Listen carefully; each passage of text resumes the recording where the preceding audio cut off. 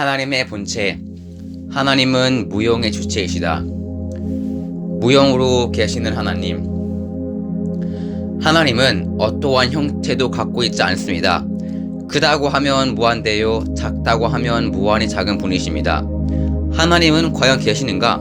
누가 꼬집어서 아야 하고 소리치는 것보다도 배가 고파 밥을 먹는 것보다 더 사실적으로 느낄 수 있는 하나님이 있느냐? 문제는 거기에 있습니다.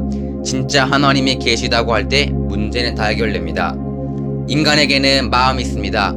마음은 보이지 않아 없는 것 같지만 있는 것입니다. 마음이 어디에 있느냐? 머리에 있느냐? 심장 가운데 있느냐? 마음은 내 몸 어디에나 있습니다. 내 몸 가운데 없는 데가 없습니다. 마찬가지로 하나님이 계시다면 하나님도 이 세계가 하나님의 몸과 같은 것이기 때문에 이 세계 어디에나 있습니다.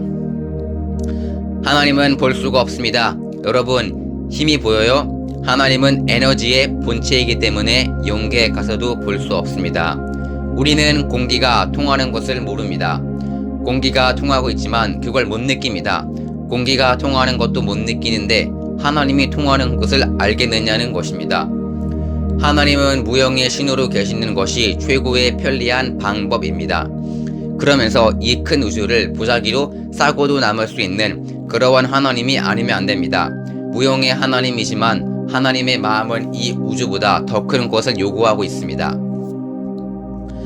전지전능하신 하나님, 온 천하를 요리하시는 하나님이 여기 있다고 합시다.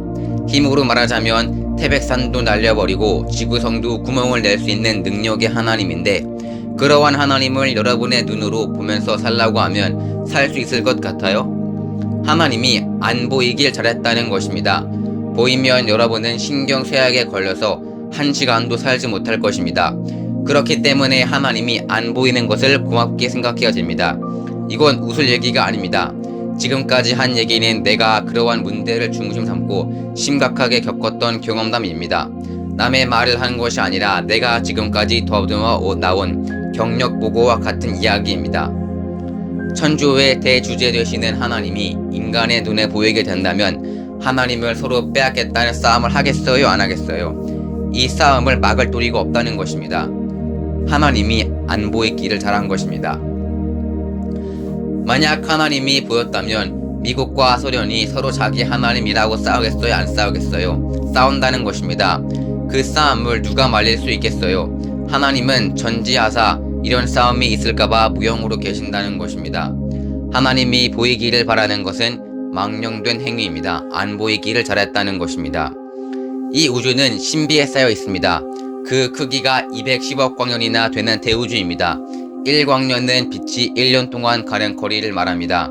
1초 동안에 지구를 7바퀴 반이나 돌 수 있는 빛인데 이 빛이 1년 동안 나아가는 것이 1광년입니다.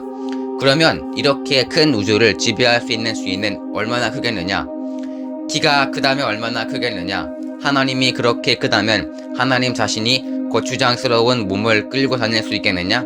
철커덕 다닌다면 얼마나 불편하겠느냐? 한번 움직이면 우주가 전부 놀라 자빠질 것입니다. 하나님은 지혜로운 분입니다.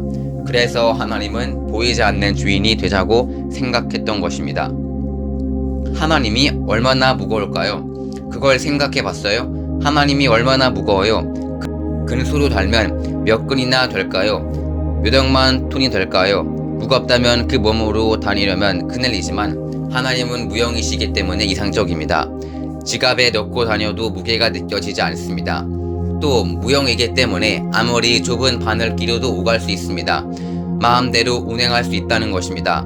크다면 크고 작다면 무한히 작기도 하여 이 우주 어디든 마음대로 운행할 수 있다는 것입니다.